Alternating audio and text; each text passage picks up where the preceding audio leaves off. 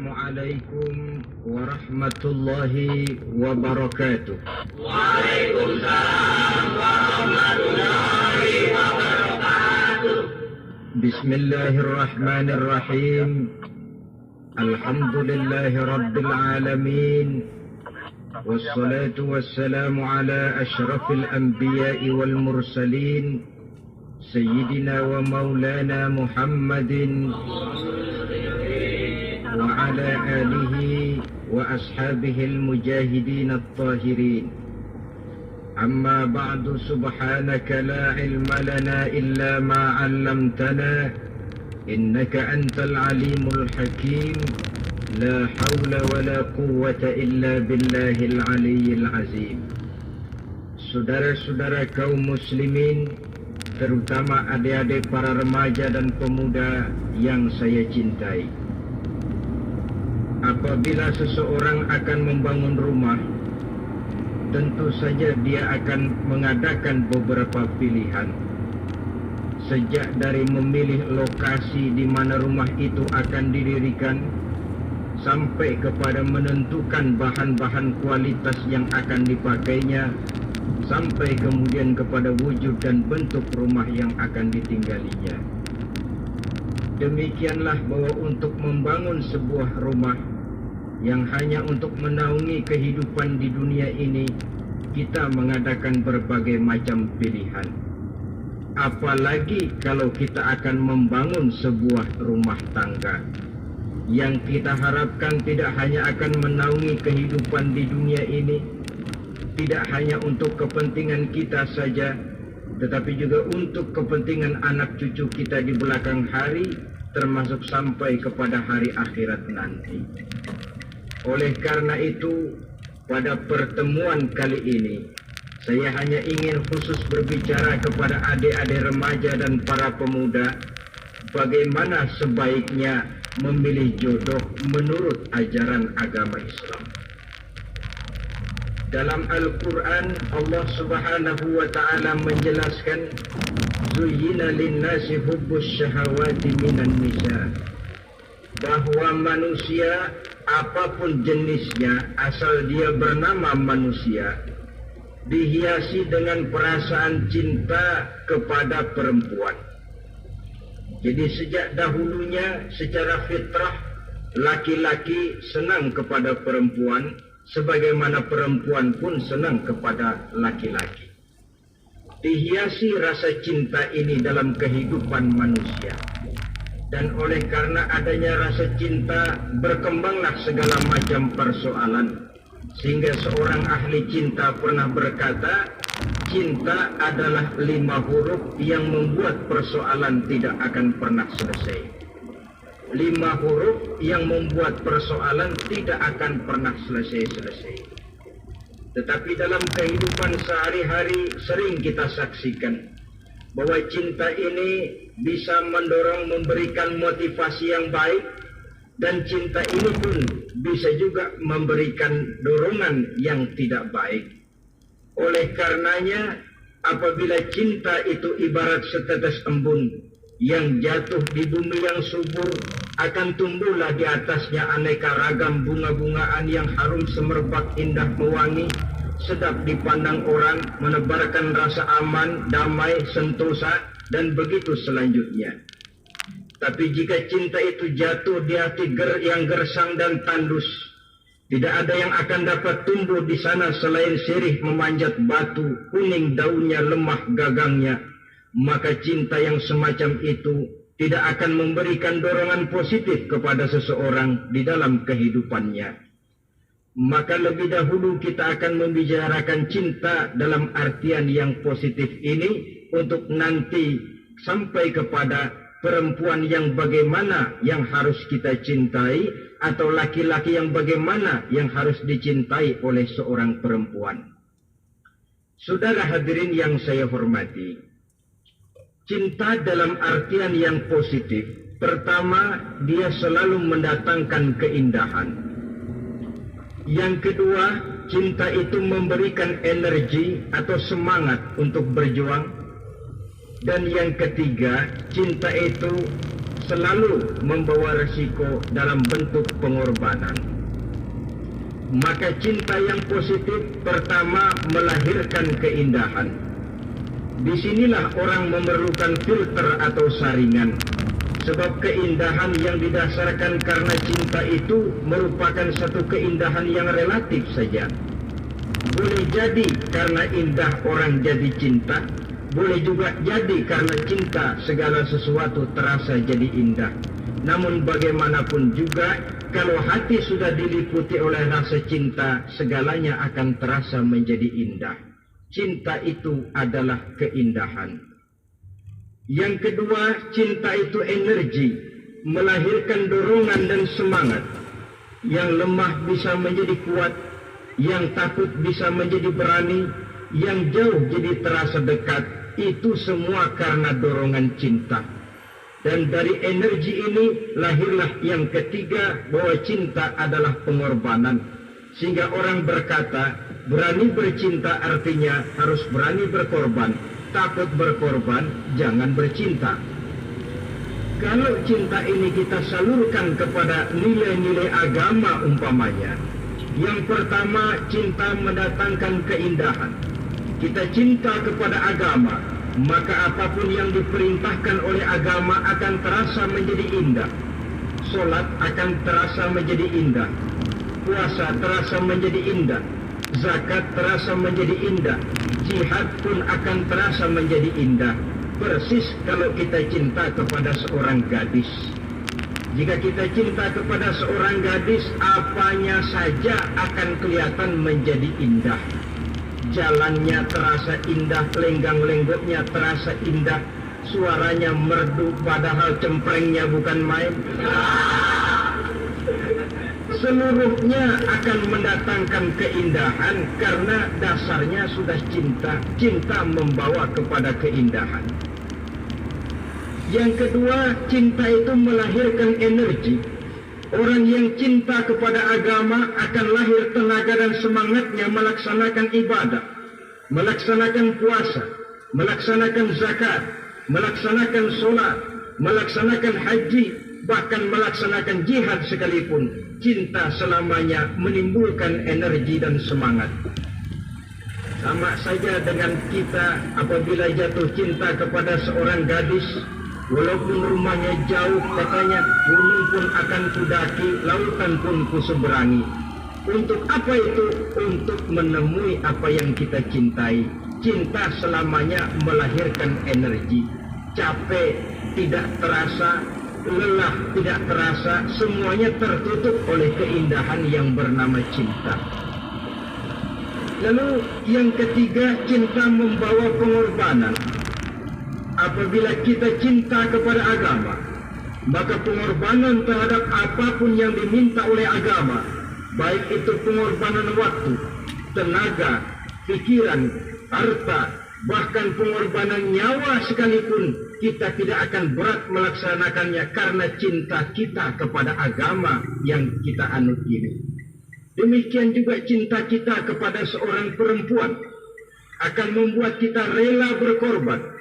Apapun yang dia minta, jangankan kita tidak mampu, jangankan kita mampu, kita tidak mampu sekalipun, kita masih berusaha untuk mampu guna memenuhi tuntutan si buah hati belahan jantung.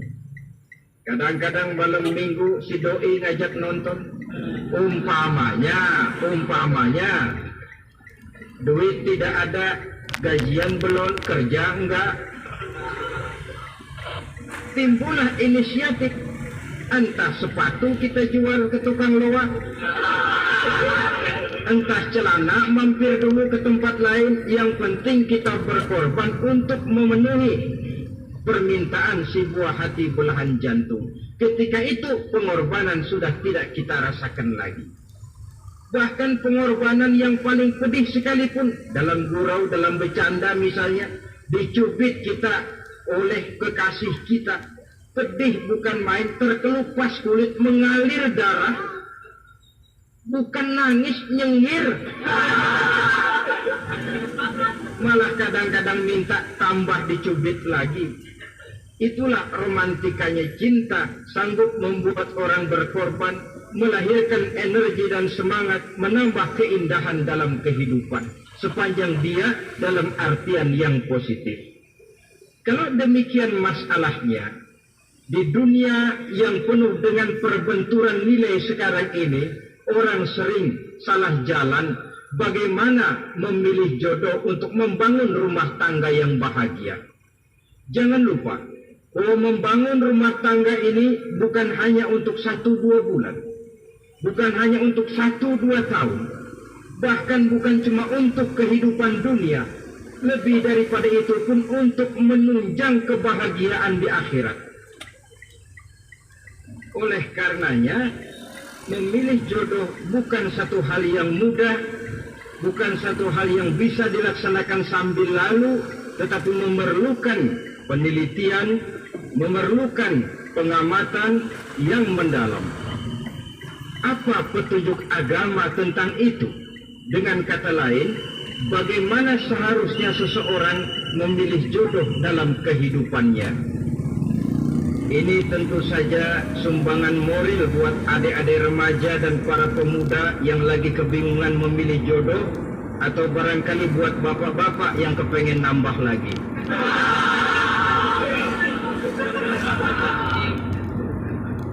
Mohon maaf kepada ibu-ibu, saya tidak menganjurkan, cuma ngajarin. Yang pertama, menurut Nabi, nikahilah perempuan itu karena rupanya, karena hartanya, karena keturunannya, dan karena agamanya. Ada 4 motif utama di sini. Pertama, memilih jodoh, lihatlah rupanya. Lagian siapa yang kepengen dapat jodoh rupanya nggak karu-karuan? Cari rupa yang cantik, indah, dan menawan. Namun jangan lupa, saya katakan di zaman di mana sering terjadi benturan nilai seperti sekarang ini, orang sulit untuk mendapatkan keaslian. Di mana teknologi sudah sedemikian canggih, di mana ilmu kedokteran sudah sedemikian maju, maka berbagai macam rupa bisa dibentuk dengan apa yang dinamakan operasi plastik misalnya. Yang pesek bisa dibikin mancung, kuping yang kelebaran bisa dibikin sedang, pipi yang kembung sebelah bisa dibikin rata, janggut yang tidak menarik bisa dibikin bak lebah bergantung katanya. Oleh karena itu, kalau pilihan hanya tertuju kepada rupa yang cantik saja semata-mata, kita sudah melakukan satu kesalahan yang sangat besar. Sebab apa? Diperingatkan oleh Nabi melalui hadis Ibnu Majah, Bazar dan Baihaqi dari Ibnu Umar. Janganlah kamu kawini seorang perempuan karena kecantikannya, sebab kecantikan boleh jadi akan mencelakakan. Jangan juga kamu kawini perempuan karena hartanya, sebab kekayaan biasanya akan mendatangkan kesombongan. Tetapi kawinilah karena agama dan akhlaknya, karena itulah yang akan membawa kepada kebahagiaan. Saudara-saudara kaum muslimin, terutama adik-adik remaja dan para pemuda, dikala usia puber, apalagi mata baru terbuka, awal balik namanya, remaja sering kehilangan filter. Pokoknya asal melihat rupa yang sudah lemot, denok, geboy, pikiran pun hanyut, malam terkenang, siang terbayang, tidur tak nyenyak, makan tak enak katanya, selalu terbayang wajah si doi. Dikala itu orang kehilangan pertimbangan bahwa rupa yang cantik kadang-kadang sering menipu.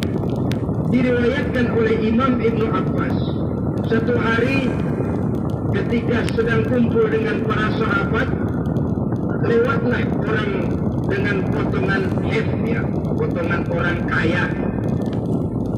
Kelihatan kan, orang kaya sama orang miskin jalannya aja lain kan.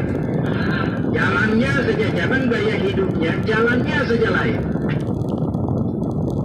Lewat dia, Rasul bertanya kepada seorang sahabat, menurut pendapatmu bagaimana orang yang lewat itu? Kata sahabat, oh, yang lewat ini ya Rasul, Kalau dia meminang perempuan, pasti diterima. Kalau dia menolong orang, pasti berhasil. Kalau dia ngomong, pasti didengerin. Kenapa? Orang kaya. Orang kaya ya Rasul. Kalau dia minang, perempuan mana yang kagak bisa menerima kalau dipinang oleh orang kaya? Biar mukanya udah belipet kayak dompet tanggung bulan. Kalau memang duitnya banyak, nggak kelihatan tuh muka yang belipet, yang kelihatan duit. Kalau dia nolong orang, pasti berhasil apa yang dia tolongin.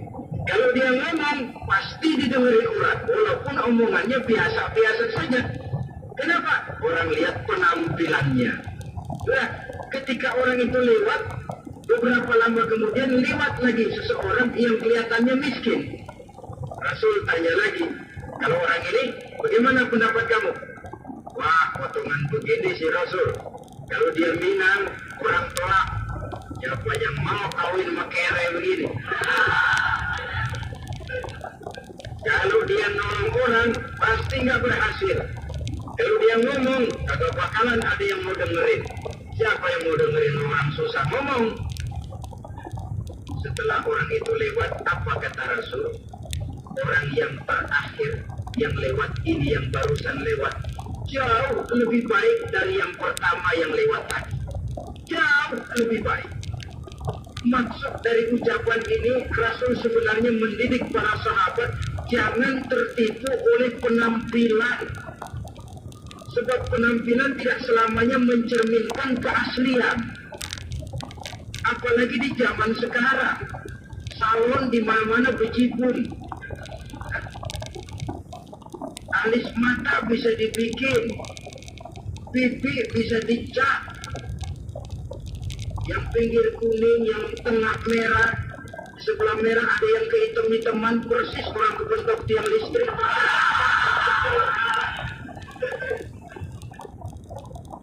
Kecantikan yang artifisial, kecantikan yang bukan alami. Karena itu silakan saja cari yang cantik, tapi jangan terpaku sampai di situ.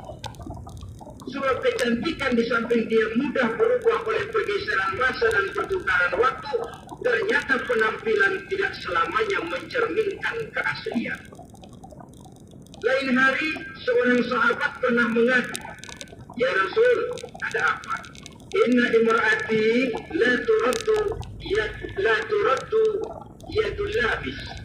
Ya Rasul, istri saya tidak pernah menolak tangan orang laki yang menjamahnya, mengajak salaman kepadanya. Apa jawab Rasul? Ceraiin aja. Tapi hati saya berat ya Rasul, saya cinta betul sama dia. Ya kalau hatimu berat, jaga dia baik-baik. Nah, dari riwayat ringkas ini kita ambil satu perbandingan. Memang punya istri berwajah cantik itu kadang-kadang si malakama kalau imannya tidak kuat. Si malakama, kita diemin aja, binal, makan hati, nggak aman, nggak tentram. Jangan-jangan saya berangkat ke kantor, dia ngomprek.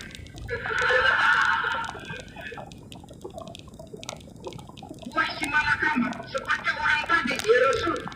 Istri saya kelihatannya sebenarnya nggak negatif maksudnya ini, cuma bersalaman, tapi terlalu ngobrol. La turaddu yadul lamis, tidak pernah menolak orang yang ngajak salaman. Ya sekedar salaman. Tapi kan awalnya dari salaman. Kalau sudah salaman kan strum bisa ngedredet dari tangan situ. Kata Rasul sederhana saja. Ya kalau memang begitu ceraiin. Saya nggak kuat Rasul, saya cinta betul sama dia. Kalau kau tak kuat berpisah dengan dia, jagalah dia baik-baik. Ajar, didik, tanamkan rasa keagamaan di dalam hatinya. Saudara-saudara kaum muslimin, jadi rupa yang cantik tanpa didasari oleh nilai-nilai agama akan membuat seorang suami di rumah tangganya seperti si malakama. Seperti berhadapan dengan buah si malakama, kalau tidak diiringi dengan nilai-nilai moral yang luhur dan bekal agama yang tangguh. Akan pergi jauh dari rumah rasanya tidak aman, sedangkan di rumah saja siapa yang akan mencari nafkah? Dan begitu selanjutnya. Orang tadi jelas berhadapan dengan buah si malakama. Didiamkan, makan hati. Sebab, maaf, kalau seorang suami sudah tidak punya rasa cemburu terhadap istrinya, itu kan yang disebut dayus. Dan dayus itu, jangankan masuk surga, bau surga saja dia tidak dapat. Tapi cemburu dalam artian bukan cemburu buta, cemburu dalam artian yang wajar. Dia cemburu, akan dikerasi takut kalau istrinya minta cerai, sedangkan dia cintanya sudah kadung medok benar. Si malakama jadinya. Nah, ini juga satu riwayat yang memberikan gambaran kepada kita. Pilihan, silakan cari rupa yang cantik saja. Cari yang cantik. Tapi kalau itu dijadikan motif utama tanpa dasar-dasar agama, saya khawatir nanti rumah tangga kita akan berhadapan dengan buah si malakama.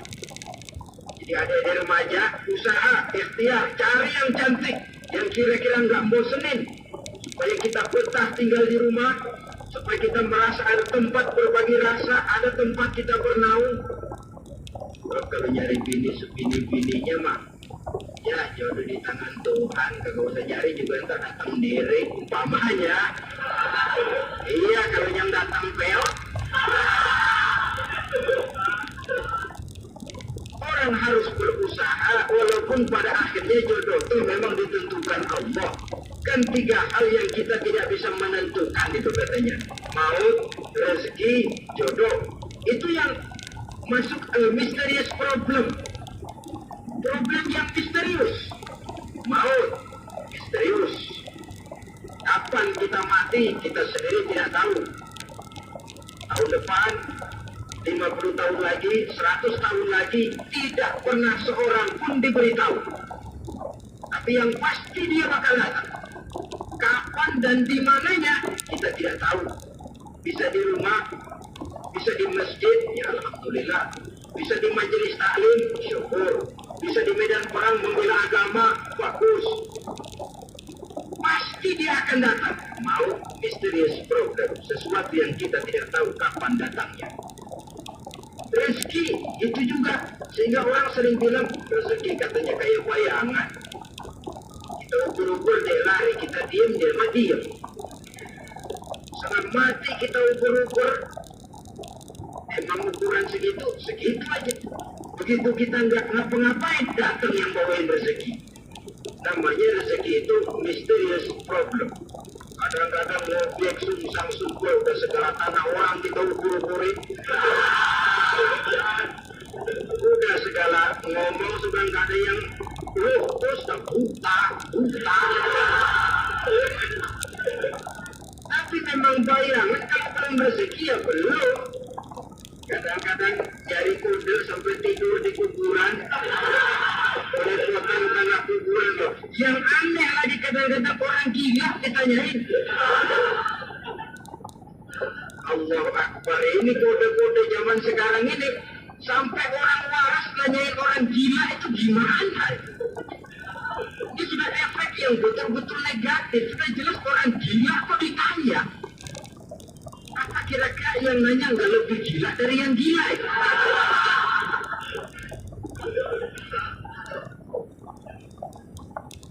Saudara-saudara kaum muslimin, terutama adik-adik remaja dan para pemuda, jadi silakan saja cari rupa yang cantik, karena dia akan jadi tautan hati, buah hati, belahan jantung, tempat kita berbagi rasa, tempat kita pulang dan tinggal di rumah tangga kita. Tapi hendaknya kecantikan rupa itu diiringi juga dengan kecantikan budi. Karena itu cari rupa yang cantik. Ini pilihan utama. Yang kedua, kata Nabi, harta, cari yang kaya. Tetapi jangan lupa, jangan dijadikan pilihan utama. Karena kekayaan sering mendatangkan kesombongan. Apalagi kalau seorang pemuda mendapat istri orang kaya. Hidupnya dimodali oleh istrinya. Maka biasanya wibawanya sebagai seorang suami akan hilang. Akhirnya komando, di tangan istri. Dikala itulah suami tidak lebih daripada prajurit yang taat kepada komando istrinya. Padahal menurut konsep Quran, ar-rijalu qawwamuna 'alan nisa. Laki-laki diciptakan sebagai pembimbing bagi perempuan. Kalau nanti suatu saat terjadi benturan, sedangkan modal diberikan oleh istri, terjadilah pengungkitan. Kata istrinya apa? Lu jangan bertingkah, lu kan kawin sama gue, modal lu kolor doang.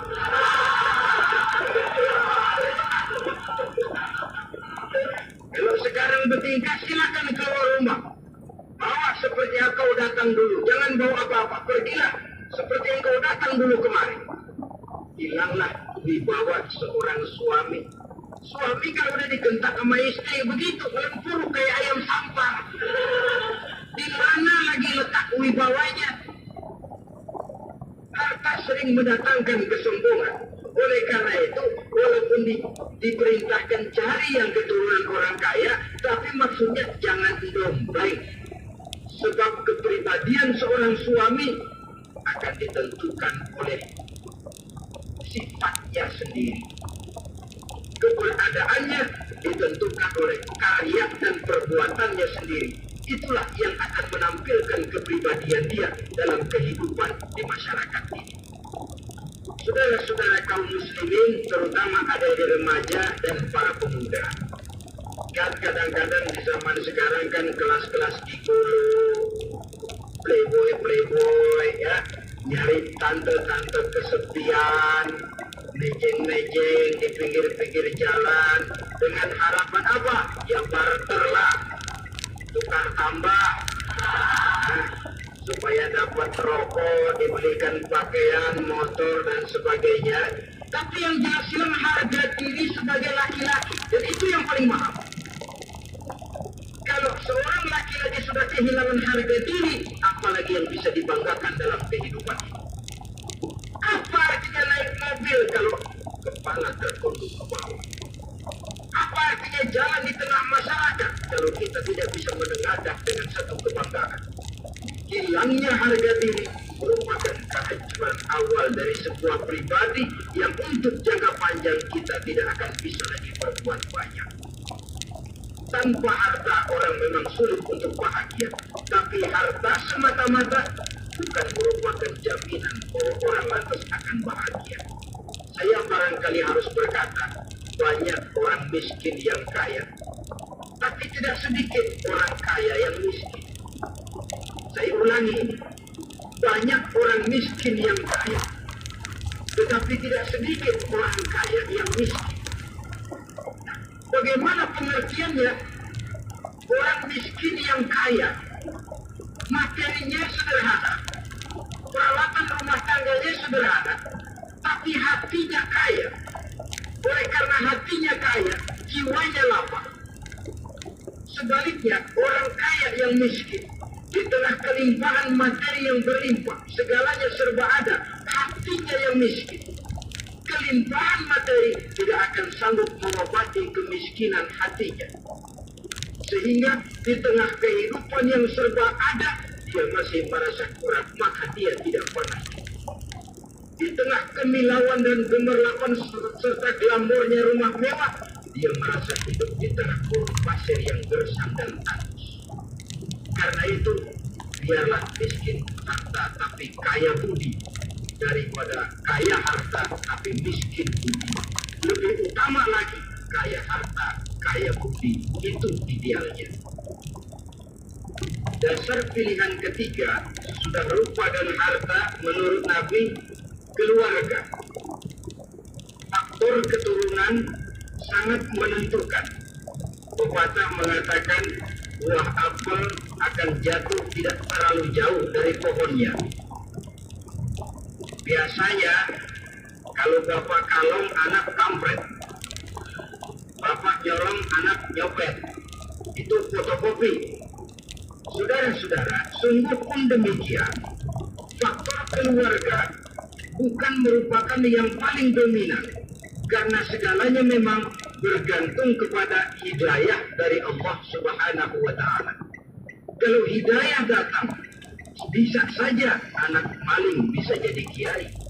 Kalau hidayah datang, bisa saja anak nabi malah ikut bersama orang-orang kafir. Pada akhirnya orang mau besar atau tidak bukan dengan jalan menyempeng kepada keturunan orang lain, tapi ditentukan oleh kepribadian dirinya sendiri. Tidak bisa kita menjadi besar dengan menyebut kebesaran orang lain. Itu sebabnya dicontohkan oleh Imam Ali pada saat beliau berkata, "Laisal fata may yaqulu kana abi, walakinnal fata may yaqulu ha anada." Anak muda yang gentleman adalah anak muda yang berani berkata, "Inilah saya." Bukan anak muda yang membanggakan leluhurnya. Ini kan zaman sekarang ini lagi ngetop-ngetopnya lagu-lagu cengeng katanya. Nah, sebenarnya menurut saya bukan cuma lagu cengeng yang jadi masalah. Lagu cengeng cuma satu efek dari sikap yang lebih utama dari itu, yaitu mental cengeng. Kalau mental sudah cengeng, apapun yang kita lakukan akan jadi cengeng. Tidak cuma lagu, kebudayaan yang lahir akan kebudayaan cengeng. Jadi pengusaha cengeng. Jadi pejabat cengeng. Jadi kiai cengeng. Kenapa? Mental cengeng. Di antara mental cengeng itu apa? Mengandalkan fasilitas atasan. Kalau tidak ada fasilitas dari atas, lantas tidak bisa berbuat apa-apa, cengeng. Menjadi besar bukan karena karier pribadi, tapi karena nasib katrolan. Itu pun termasuk mental cengeng.